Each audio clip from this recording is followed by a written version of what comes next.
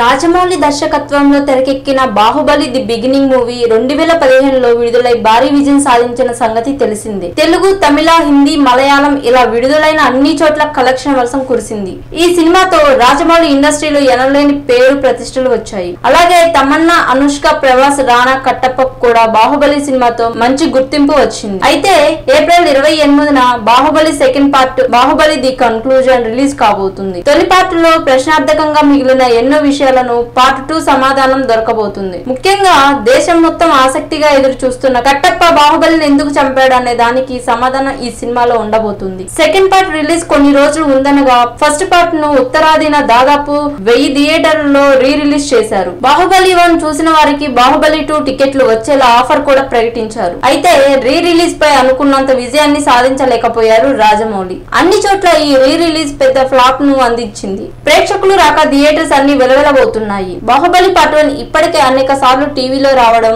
Online లో కూడా అందుబాటులో ఉండటం, ఇప్పటికే సినిమా డివిడీల రూపంలో కూడా రావడం, ఎవరు మళ్ళీ భారీగా డబ్బులు ఖర్చు పెట్టి థియేటర్లలో చూసేందుకు ఆసక్తి చూపడం లేదు. దీంతో రాజమౌళికి పెద్ద దెబ్బ తగిలింది. ఇక బాహుబలి 2 రిలీజ్ అయ్యే టైం దగ్గర పడడంతో ఈ సినిమాకి థియేటర్స్ నుండి ఎత్తేద్దామనే ఆలోచనలో సినీ నిర్మాతలు ఉన్నారనే గుసగుసలు వినిపిస్తున్నాయి.